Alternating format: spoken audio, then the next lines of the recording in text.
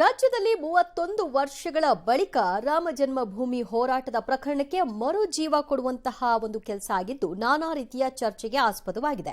ಅಯೋಧ್ಯೆ ಕರಸೇವೆಗೂ ಮುನ್ನ ಅಂದ್ರೆ 1992ರ ಡಿಸೆಂಬರ್ 5ರಂದು ಹುಬ್ಬಳ್ಳಿ ನಗರದಲ್ಲಿ ಗಲಭೆ ಸಂಭವಿಸಿತ್ತು. ಒಂದು ಮಳಿಗೆಗೆ ಬೆಂಕಿ ಹಚ್ಚಿದ ಆರೋಪ ಸಂಬಂಧ 9 ಜನರ ವಿರುದ್ಧ ಎಫ್ಐಆರ್ ದಾಖಲಾಗಿತ್ತು. ಇದೀಗ ಈ ಪ್ರಕರಣಕ್ಕೆ ಹುಬ್ಬಳ್ಳಿಯ ಶಹರ ಠಾಣೆ ಪೊಲೀಸರು ಮರು ಜೀವ ಕೊಟ್ಟಿದ್ದಾರೆ.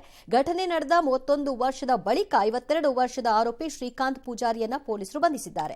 ಬಂಧಿತ ಶ್ರೀಕಾಂತ್ ಪೂಜಾರಿಯನ್ನ ಕಳೆದ ಶುಕ್ರವಾರವೇ ಕೋರ್ಟ್ ಮುಂದೆ ಹಾಜರುಪಡಿಸಿ ನ್ಯಾಯಾಂಗ ವಶಕ್ಕೆ ಒಪ್ಪಿಸಿದ್ದಾರೆ. ಅಲ್ಲದೆ ಪ್ರಕರಣದ ಉಳಿದ ಆರೋಪಿಗಳ ಪತ್ತೆಗೂ ಬಲೆ ಬೀಸಿದ್ದಾರೆ. ಇನ್ನು ಗಲಭೆ ನಡೆದಾಗ ಈ ಆರೋಪಿಗಳೆಲ್ಲ 30 ವರ್ಷ ವಯಸ್ಸಿನವರಾಗಿದ್ರು. ಇದೀಗ ಇವರಿಗೆಲ್ಲ 65-70 ವರ್ಷ ಆಸುಪಾಸು. ಆರೋಪಿಗಳ ಪೈಕಿ 3 ಜೀವಂತವಾಗಿಲ್ಲ. ಇನ್ನು ದಿಢೀರ್ ಅಂತ 31 ವರ್ಷದ ಹಿಂದಿನ ಕೇಸ್ಗೆ ಮರು ಜೀವ ನೀಡಿದ ಬಗ್ಗೆ ಸಾಕಷ್ಟು ಆಕ್ರೋಶ ವ್ಯಕ್ತವಾಗ್ತಿದೆ. ಇದು ರಾಜಕೀಯ ಪ್ರೇರಿತ ಅಂತ ಕಾಂಗ್ರೆಸ್ ವಿರುದ್ಧ ಆರೋಪಿಸಿ ರಾಜು ಧರ್ಮಾಸ್ ಅವರು ಆಕ್ರೋಶವನ್ನು ಹೊರಹಾಕಿದ್ದಾರೆ. ಇನ್ನು ಬಿಜೆಪಿ ಪಾಲಿಗೂ ಇದು ಅಸ್ತ್ರವಾಯಿತು. ಬಂಧಿತರ ನಿವಾಸಕ್ಕೆ ಶಾಸಕ ಮಹೇಶ್ ತೆಂಗಿನಕಾಯಿ ಭೇಟಿ ಕೊಟ್ಟರು. ಪೂಜಾರಿ ಕುಟುಂಬಸ್ಥರಿಗೆ ಧೈರ್ಯ ತುಂಬಿದ್ರು. ರಾಮಭಕ್ತರ ಬಂಧನದ ಸರ್ಕಾರದ ಟಿಪ್ಪು ಸಂಸ್ಕೃತಿ ತೋರಿಸ್ತಾ ಇದೆ ಅಂತ ಆರ್ ಅಶೋಕ್ ವಾಗ್ದಾಳಿ ನಡೆಸಿದ್ರು.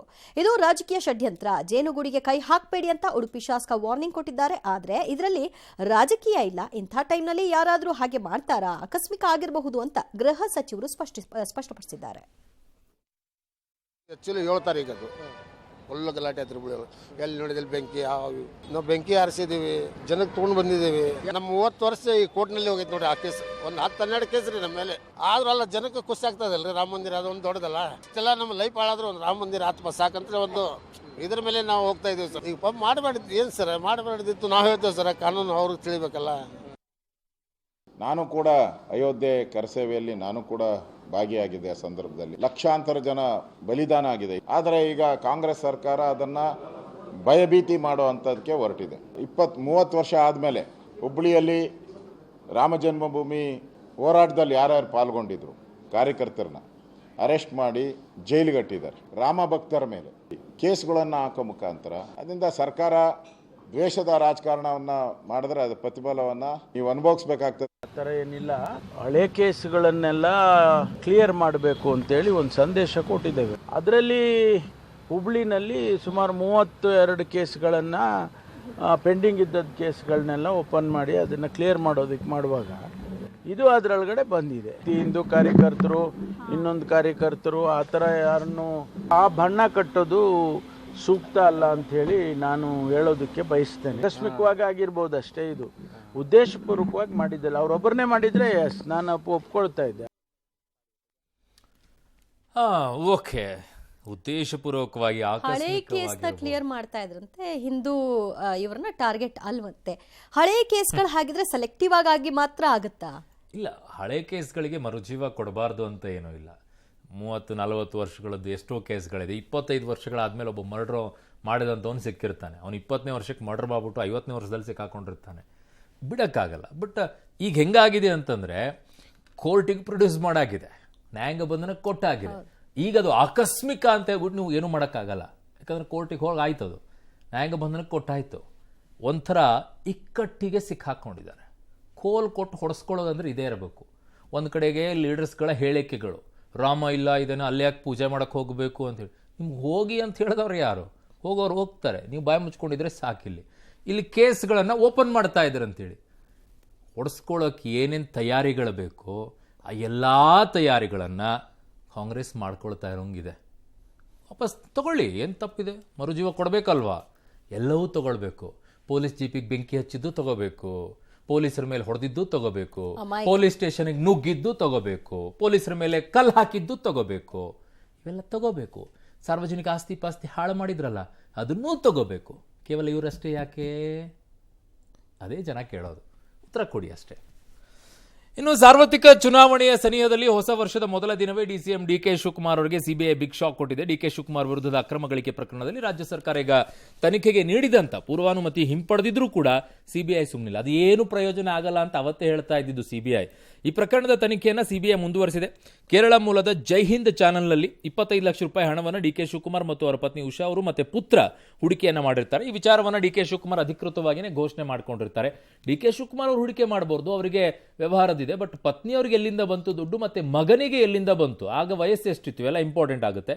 ಇದೀಗ ಹೂಡಿಕೆಗೆ ಸಂಬಂಧಿಸಿದ ದಾಖಲೆಗಳನ್ನು ಒದಗಿಸಿ ಬ್ಯಾಂಕ್ ಖಾತೆ ವಿವರ ನೀಡಿ ಅಂತ ಜೈ ಹಿಂದ್ ವಾಹಿನಿಯ MD BS ಶಿಜುಗೆ ಬೆಂಗಳೂರಿನ CBI ಕಚೇರಿ ನೋಟಿಸ್ ಅನ್ನು ಕೊಟ್ಟಿದೆ. ಅಗತ್ಯ ದಾಖಲೆಗಳೊಂದಿಗೆ ಜನವರಿ 11ಕ್ಕೇನೋ ಬರಬೇಕು ಅಂತ ಹೇಳಿದ್ದಾರೆ. ಬರೀ ಜೈ ಹಿಂದ್ ಚಾನಲ್ ಅಷ್ಟೇ ಅಲ್ಲ, ಇದೇ ರೀತಿ DK ಶಿವಕುಮಾರ್ ಜೊತೆಗೆ ಆರ್ಥಿಕ ವ್ಯವಹಾರ ಮಾಡಿದಂಥ ಒಂದು 40ಕ್ಕೂ ಹೆಚ್ಚು ಮಂದಿಗೆ ಜೊತೆಗೆ ಸಂಸ್ಥೆಗಳಿಗೆ ನೋಟಿಸ್ ಅನ್ನು ಕೊಟ್ಟಿದ್ದಾರೆ. ಲೂಲು ಮಾಲು, ಶೋಭಾ ಡೆವಲಪರ್ಸು, ಟ್ರಾವೆಲ್ಸ್ ಕಂಪನಿ ಅವರೆಲ್ಲ ಮಾಲೀಕರಿಗೆ ಕೊಟ್ಟಿದ್ದಾರೆ. DK ಶಿವಕುಮಾರ್ ಹೇಳಿದ್ದಾರೆ, ನಾನೇನು ತಪ್ಪು ಮಾಡಿಲ್ಲ, ಹೆದರಲ್ಲ ಅಂತ ಸ್ಪಷ್ಟಪಡಿಸಿದ್ದಾರೆ. ಹೌದು, ಪ್ರಕರಣದ ತನಿಖೆಯನ್ನು ರಾಜ್ಯ ಸರ್ಕಾರ ಅಧಿಕೃತವಾಗಿ ಲೋಕಾಯುಕ್ತಕ್ಕೆ ವಹಿಸಿದೆ. ಮುಂದಿನ ಪ್ರಕ್ರಿಯೆಗಳನ್ನು ಲೋಕಾಯುಕ್ತವೇ ನೋಡಿಕೊಳ್ಳುತ್ತೆ ಅಂದಿದ್ದಾರೆ. ಇನ್ನು ಕಾಂಗ್ರೆಸ್ ಮುಖಂಡ BS ಶಿಜು, ಅದೇ ಜೈ ಹಿಂದ್ ಚಾನಲ್ನ MD, ಹಿಂದಿನ ಬಿಜೆಪಿ ಸರ್ಕಾರ ತನಿಖೆ ನಡೆಸಿತು, ಯಾವುದೇ ಅಕ್ರಮ ಕಂಡು ಬರದ ಹಿನ್ನೆಲೆಯಲ್ಲಿ ಕೇಸ್ ಎಲ್ಲ ಕ್ಲೋಸ್ ಮಾಡಿತ್ತು. ಆದರೆ ಈಗ ಕೇಂದ್ರ CBI ಮೂಲಕ DKಗೆ ಕಿರುಕುಳ ಕೊಡೋಕೆ ಹೊರಟಿದೆ, ಇದು ರಾಜಕೀಯ ಪ್ರೇರಿತ ಅಂತ ಕಿಡಿಕಾರಿದ್ರು. ಸುಳ್ಳು, ಬೋಗಸ್ಸು. ಈ MD ಹೇಳ್ತಾ ಇರೋದು ಬೋಗಸ್ಸು. ಅದಕ್ಕೂ ಇದಕ್ಕೂ ಏನು ಸಂಬಂಧ ಇರೋದು DK ಶಿವಕುಮಾರ್ ಅವರು ಹಾಕಿದಂಥ ಅಫಿಡವಿಟ್ನಲ್ಲಿ. ಅದನ್ನ ನೋಟಿಸನ್ನು ಕೊಟ್ಟು ವಿವರ ಕೊಡಿ ಅಂತ ಹೇಳಿದ್ದಾರೆ. ಎಷ್ಟು ಸುಳ್ಳು ಹೇಳ್ತೀರಾ ಅಂತ, ಹಸಿ ಸುಳ್ಳು. ನನ್ನ ಸಂಸ್ಥೆಗೆ ಬಂದಿದೆ, ನನ್ನ ಮಕ್ಕಳು, ನನ್ನ ಹೆಂಡತಿ, ನನ್ನ ಕುಟುಂಬದವರು, ನನ್ನ ಸಂಬಂಧದವ್ರದೆಲ್ಲ ಕೂಡ ಕೇಳ್ತಾ ಇದ್ದಾರೆ. ಅಷ್ಟು ಅದೆಲ್ಲ ಮುಗಿಸ್ಕೊಂಡು ಬರ್ತಾರೆ, ವೈಯಕ್ತಿಕವಾಗಿ ಬರ್ತಾರೆ. ಅವರು ನೋಟಿಸ್ನ ಚಾಲೆಂಜ್ ಮಾಡಿ ಅಂತ ಹೇಳ್ತಾರೆ. ಅವ್ರು ಒಳಗೆ ಹಾಕೋಬೇಕು ಅಂತ ಆಸೆ ಇದ್ದರೆ ಒಳಗೆ ಹಾಕೊಳ್ಳಿ, ಏನು ತೊಂದರೆ ಇಲ್ಲ. ನಾನೇನು ತಪ್ಪು ಮಾಡಿಲ್ಲ. ಸರ್ಕಾರ ಲೋಕಾಯುಕ್ತ ಕೊಟ್ಟಿದೆ, ಲೋಕಾಯುಕ್ತಕ್ಕೆ ಹೋಗಿ ನಾನು ಅವ್ರು ಏನು ಕೇಳ್ತಾರೋ ಅವ್ರಿಗೆ ನಾನು ಉತ್ತರ ಕೊಡ್ತೀನಿ. ಇಷ್ಟು ದಿನ ಅಮೆರಿಕದ ಶಾಲೆಗಳಲ್ಲಿ ಕಂಡು ಬರ್ತಾ ಇದ್ದಂತಹ ಗನ್ ಕಲ್ಚರ್ ಈಗ ನಮ್ಮ ದೇಶ, ಅದರಲ್ಲೂ ನಮ್ಮದೇ ರಾಜ್ಯದ ರಾಯಚೂರಿನ ಖಾಸಗಿ ಶಾಲೆಯೊಂದರಲ್ಲಿ ಮಕ್ಕಳು ಗನ್ ಮಾರಕಾಸ್ತ್ರಗಳನ್ನು ಹಿಡಿದು ಗ್ಯಾಂಗ್ ವಾರ್ ಮಾಡಿಕೊಂಡಂತ ಆಘಾತಕಾರಿ ಮತ್ತು ಕಳವಳಕಾರಿ ಘಟನೆ ನಡೆಯಿತು. ಇಲ್ಲಿನ ರೇಖಬ್ ಚಂದ ಸುಖಾಣಿ ಪ್ರೌಢಶಾಲೆಯಲ್ಲಿ ಆಯೋಜಿಸಿದ ಹೊಸ ವರ್ಷದ ಸಂಭ್ರಮಾಚರಣೆ ವೇಳೆ 9ನೇ ತರಗತಿ ಹಾಗೂ 7ನೇ ತರಗತಿ ವಿದ್ಯಾರ್ಥಿಗಳು ಏರ್ ಗನ್, ಬಟನ್ ಚಾಕು, ದೊಣ್ಣೆ ಹಿಡಿದು ಒಡೆದಾಡಿಕೊಂಡಿದ್ದಾರೆ. ಕ್ಷುಲ್ಲಕ ಕಾರಣಕ್ಕೆ ಗೇಟ್ ಹೊರಗೆ ಶುರುವಾದ ಜಗಳ ತಾರಕಕ್ಕೇರಿತು. ಕೆಲ ವಿದ್ಯಾರ್ಥಿಗಳು ಹೊರಗಿನ ಹುಡುಗರನ್ನ ಕರೆಸಿ ತಮಗೆ ಆಗದವರ ಮೇಲೆ ಹಲ್ಲೆ ಮಾಡಿಸಿದ್ದಾರೆ. ಘಟನೆಯಲ್ಲಿ 9ನೇ ತರಗತಿಯ ಓರ್ವ ವಿದ್ಯಾರ್ಥಿ ಕೈಗೆ ಗಾಯವಾಗಿದೆ. ಪ್ರಕರಣ ಸಂಬಂಧ ನಗರ ಪೊಲೀಸ್ ಠಾಣೆ ಮೆಟ್ಟಿಲೇರಿದೆ. 7ನೇ ತರಗತಿಯ ಓರ್ವ ವಿದ್ಯಾರ್ಥಿಯನ್ನ ಪೊಲೀಸರು ವಶಕ್ಕೆ ಪಡೆದು ವಿಚಾರಣೆ ನಡೆಸಿದ್ದಾರೆ. ಸ್ಥಳದಲ್ಲಿ ಏರ್ಗನ್, ಡ್ರ್ಯಾಗರ್, ಚಾಕು ಪತ್ತೆಯಾಯಿತು. ಆದರೆ ಇದು ಆಟಿಕೆ ಏರ್ಗನ್ ಎಂಬ ಮಾತು ಕೇಳಿಬರ್ತಾ ಇದೆ. ಹಲ್ಲೆಗೆ ಸಂಬಂಧಿಸಿದ ವಿಡಿಯೋ ಸೋಷಿಯಲ್ ಮೀಡಿಯಾದಲ್ಲಿ ವೈರಲ್ ಆಗಿದೆ.